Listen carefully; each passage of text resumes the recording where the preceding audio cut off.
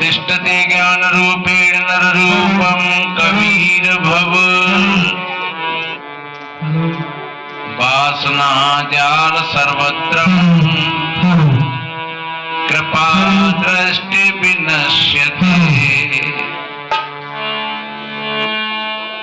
तम कबीरं गुरुं वन्दे ज्ञानाधिकं भव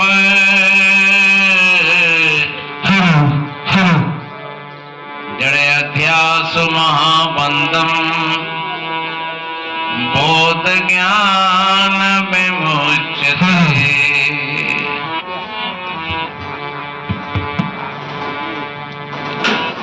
गुरुदेवन के देव हैं, गुरु से बड़ा न कोई।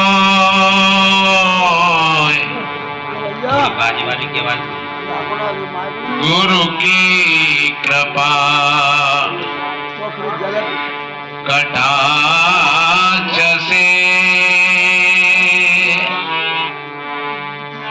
बोते भरम नहीं हो।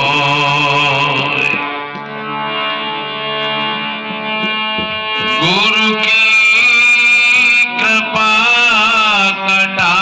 कटाक्ष से बोते भरम नहीं हो।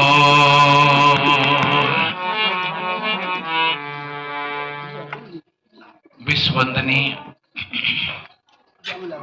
संत सम्राट सदगुरु कबीर देव मुदमंगल में श्रद्धेय संत समाज,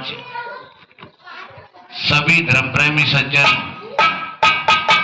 शक्ति स्वरूपाय माताएं और बहन, छोटे छोटे बच्चे एवं बच्चियां, सभी को वंदन अभिनंदन करते हुए कुछ थोड़ा निवेदन करें। यह भक्त श्री विजय सिंह भाई ने अपनी धर्मपत्नी देवी भगवती जी, उन्हीं की पावन स्मृति में और ये कार्यक्रम रखा गया है। और भक्त श्री विजय सिंह जी हमारे श्री संतोष साहिब जी के कृपा पात्र हैं। ये भी लगाना लगा दो। और उन देवी जी के भाव में भी बहुत पहले से ये भाव था कि एक बार संतों का सत्संग हो जाए, क्योंकि उनकी बड़ी अच्छी श्रद्धा थी संतों के प्रति। और जो थोड़े जाग जाते हैं उनके अंदर में श्रद्धा स्वाभाविक प्रकट होती है। देखो, कोई व्यक्ति अगर चला जा रहा है आंख मीच करके, तो अभी उसको ये नहीं पता है कि शायद मैं कहीं रास्ता तो नहीं भूल गया, लेकिन जिस समय उसको ये बोध आ जाए, हो जाए कि पता नहीं मैं किधर जा रहा हूं, और ऐसा बोध अगर हुआ तो पूछण उसकी जागरूकता का है। उसको ऐसा बोध हुआ जिस घड़ी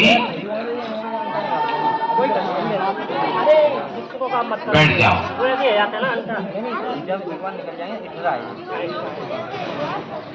जिस घड़ी इसमें क्या होगा, फिर रुके आई,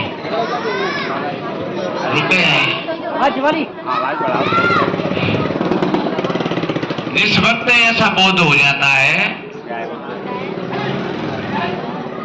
उसी क्षण को हम जागरूकता कहते हैं।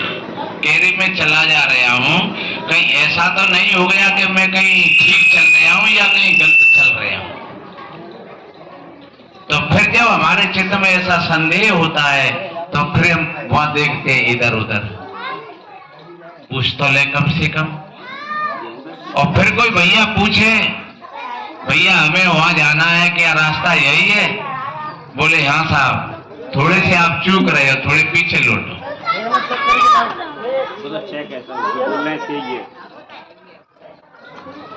जब ऐसा बोध हमको होता है, आप लोग बैठे हुए हैं, आपको ये एहसास हो रहा है कि कहीं हम रास्ता भूल गए हैं, तो अब हमको कोई रास्ता बताने वाला मिले, तो आपको ये होश तो हो गया कि अब रास्ता भूल गए हैं। अब तुम तलाश कर रहे हो कि हमें कोई बताने वाला मिले, और तुम तलाश करोगे ठीक, तो फिर तुमको कोई बताने वाला भी मिल जाएगा। जिन खोजा तिन पाए। आज यहां संत महात्मा पधारे हुए हैं। भक्त विजय सिंह जी की बहुत बड़ी, काफी दिनों से ये श्रद्धा थी, संतों के प्रति भाव तो था ही, लेकिन ये भाव था कि हमारे यहाँ ये संतों का कब पदार्पण हो और कब हम सत्संग कराएं। लेकिन आज वो वक्त आ गया, और कहते हैं कि बड़े भाग पावो सत्संग का। लाला सही नहीं बन रहा है ये, दोनों 4 बजे जा रहे हैं।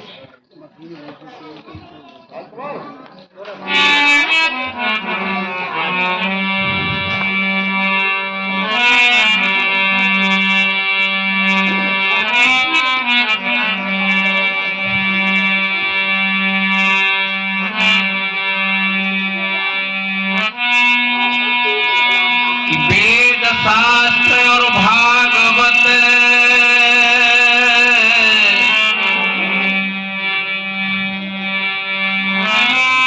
गीता पढ़े जो कोई, तीन काल संतुष्ट मन,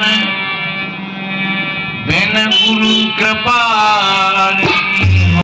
गीता को पढ़े, रामायण को पढ़े, भागवत को पढ़े, बस जब तक हम ठीक किसी संत महात्मा के पास नहीं जाते हैं और किसी के प्रति अपना श्रद्धा भाव प्रकट नहीं करते हैं, तब तक वो गीता रामायण भी समझ में नहीं आते हैं।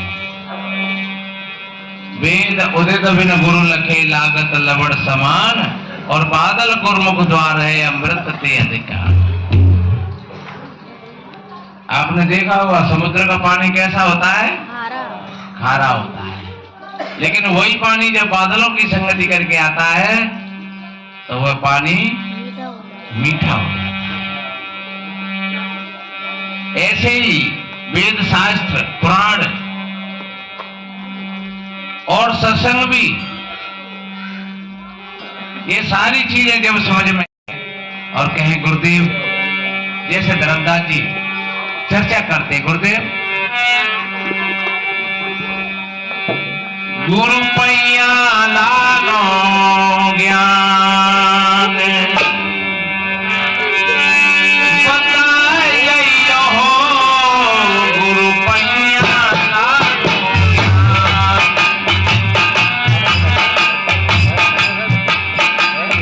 पैया लागो ज्ञान,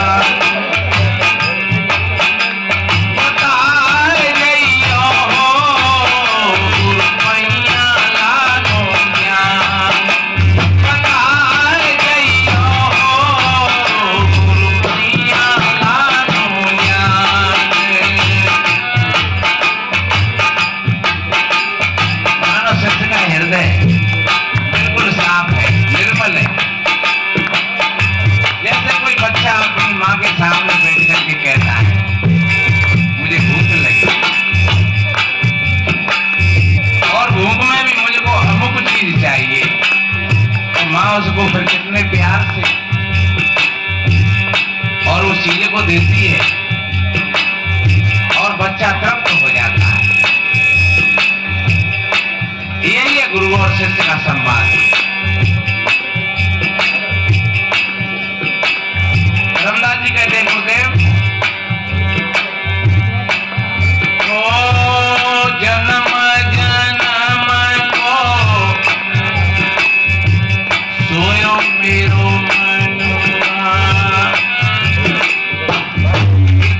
ये बता कर दो, पानी पता ला है, ले लो भैया, कोई नहीं। और ये पानी पता बिल्कुल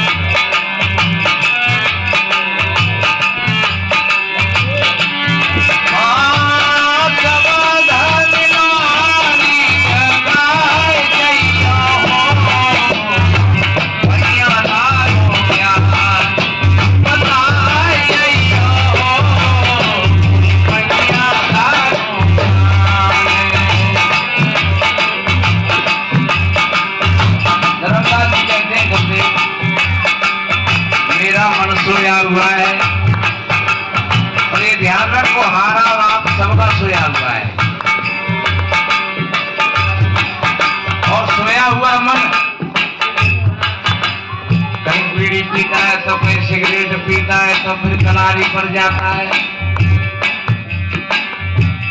भोजन भी गलत करता है, भाषा भी गलत बोलता है। और जगा हुआ मन, जगा हुआ कब कहेंगे? बाबा तुलसीदास जी ने बड़ा इशारा किया है अच्छा यहाँ जागरूकता के लिए।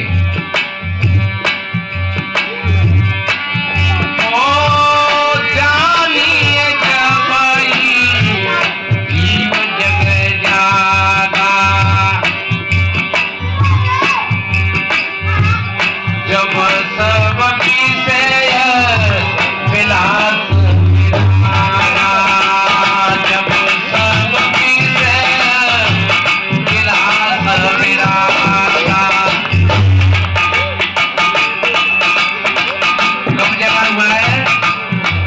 याद रखो, हम अगर गाली दे रहे तो हमारा मन सोया हुआ है। हम कहो कि चोली निंदा बुराई में लगे हैं तो मन सोया हुआ है।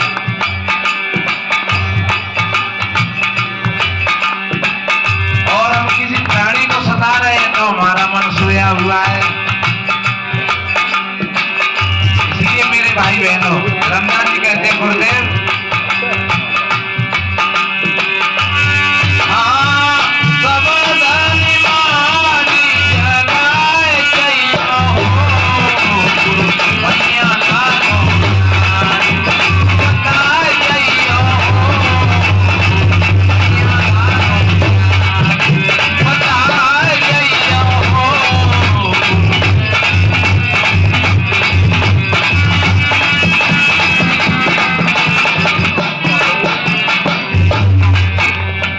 ऐसे शब्द मारो कि मेरा सोता हुआ मन जग जाए। और सत्संग का मतलब ही क्या होता है? सत्संग जगाता है, देता नहीं है कुछ, बस सिर्फ जगाता है कि तुम देखो, उठो जागो और पहचानो अपने खजाने को। वो खजाना मीरा को मिला, कहाँ मिला? जब सदगुरु की कृपा हुई। मीरा ने उस खजाने को राम धन कह करके संबोधित किया, पायो जी मैंने राम रतन धन पायो। और कहाँ पायो? वस्त्र अमूल्य कतई मेरे सदगुरु कर कृपा दर्शायो, पायो जी मैंने राम रतन धन पायो। और वह खजाना बुद्ध को मिला, वह खजाना कबीर को मिला, वह खजाना अभी हमारे साहब जी चर्चा कर रहे थे, संत श्री गाड़ी साहब जी को, जिनको भीतर का खजाना मिला वो बाहर के खजाने से हट गए। बाहर के खजानों में फिर उनकी कोई रुचि नहीं रही, और जो बाहर के खजानों को टकटोलते रहे वो अपने खजाने से वंचित रह गई और बाहर का भी छूट गया। महमूद गजनवी को बाहर का खजाना मिला, सिकंदर को बाहर का खजाना मिला, और महमूद गजनवी का जब शरीर पूरा हुआ तो बताते हैं कि पागल हो गया। और दुनिया का एक अमीर कहने लगा, साथियों मेरी चारपाई को वहां पहुंचा दो जहां मेरे धन की तिजोरी रखी है। और बताते जब उसकी चारपाई को वहां पहुंचा दिया, क्योंकि उसको नींद नहीं आती, बेचैन रहता था। जब उसकी चारपाई वहां पहुंचा दी तो उन धन की तिजोरियों से सर पटक पटक करके रोने लगा। हाय, ये लाल भूरे काले पत्थरों के लिए मैंने कितने असहाय प्राणियों के कत्लेआम किए, कितनी माताओं की गोदें खाली करी, कितनी बहनों के श्रृंगार लूटे। मैं तो जानता था कि ये सब मेरे साथ में जाएगा, लेकिन ये तो सब यहाँ का यहीं पर रह चला। और एकदम फूट फूट करके रोने लगा। और बताते हैं वो चीख चीख करके उसकी प्राण निकले। और मीरा के पास में कुछ नहीं था, और मीरा नाचते नाचते, जो दुनिया का अमीर महमूद गजनवी, जो दुनिया का एक योद्धा सिकंदर, वो रो रो करके मरा।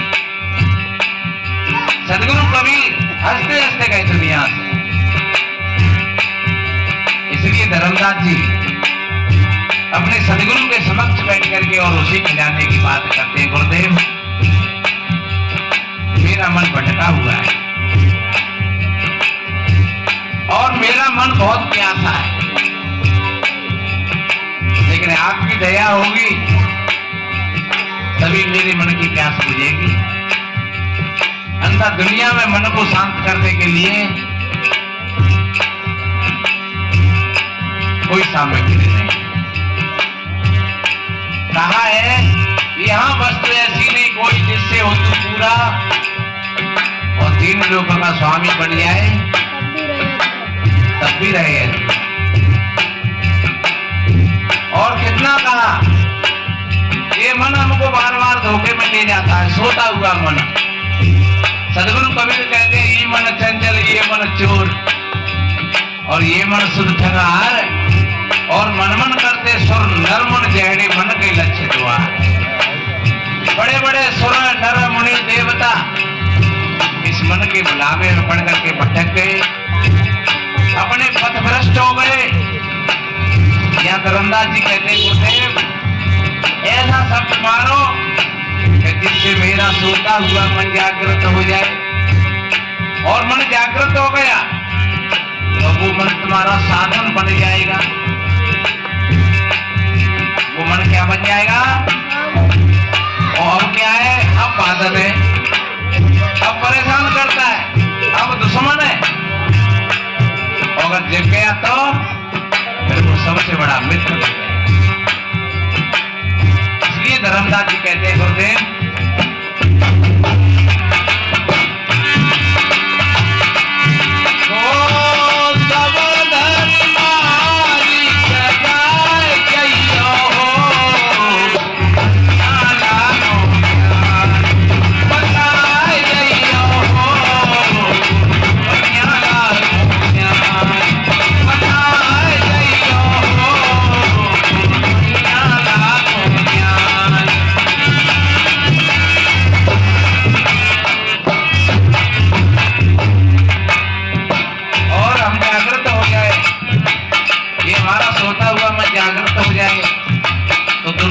माया नाम की कोई चीज नहीं।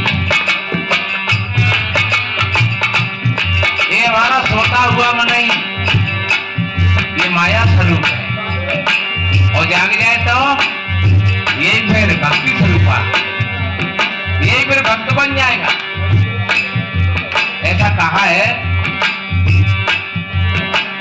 तुम्हें बांधा जल रहे पर जल में न कुमन होए, और ज्ञान ही बांधा मन रहे पर मन में न ज्ञान न होए।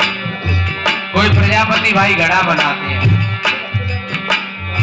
तो पानी के संयोग से ही तो घड़ा बनता है। अगर पानी नहीं हो तो सूखी मिट्टी में घड़ा बनाए देंगे। पानी के साथ मिट्टी को सबो करके मिट्टी को बना करके उसमें से घड़ा तैयार करके फिर उसको सुखा करके और पका करके और उसी में फिर शीतल जल रहता है। यही हमारे मन की दशा। और देखिए सोते हुए मन की व्यवस्था क्या है? धर्मदास जी कहते हैं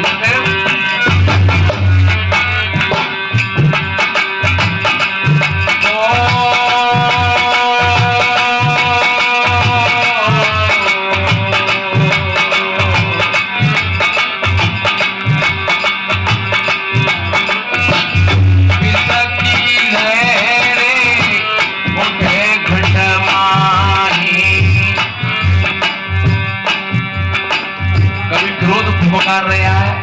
क्या है क्रोध? विषय के अमृत। ये क्रोध विषय है।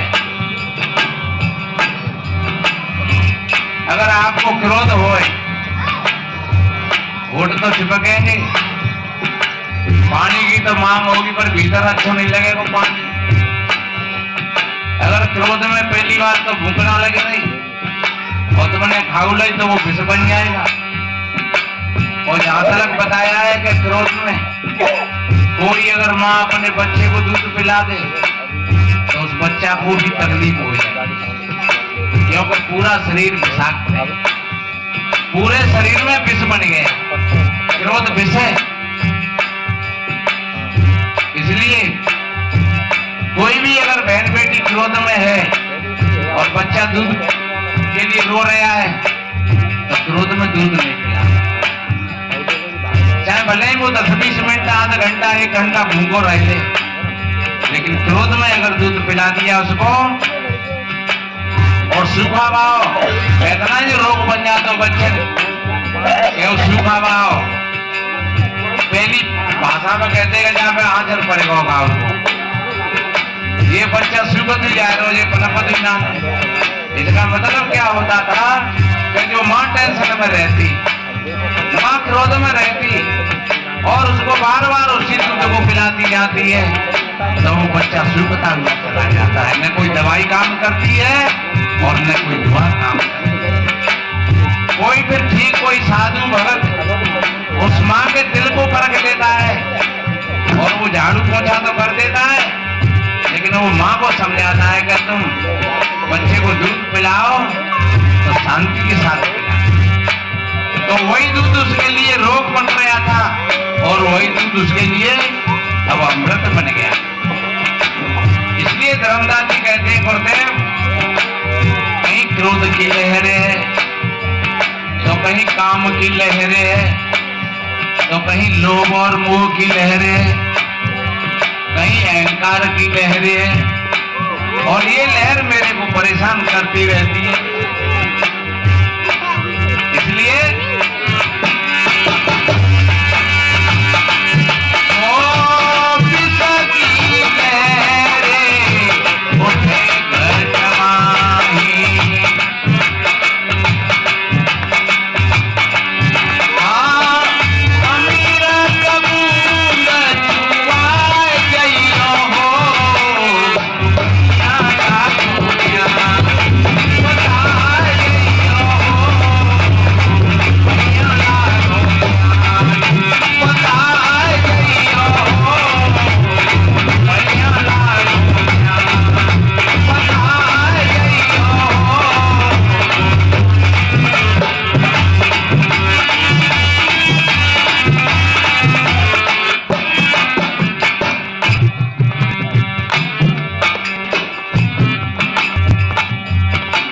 अमृत की मिल जाए।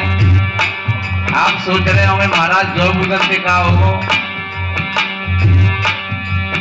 भाई आप 5 किलो दूध है तुम्हारे पास में और वहां में 5 बूंद मठाकी गिर जाए तो क्या हो जाएगा? वो दही बच जाएगा। महात्मा गांधी जी कहीं विदेश में गए तो वहां लोग सेक ही मार रहे, हमारे यहाँ ऐसे इंजीनियर है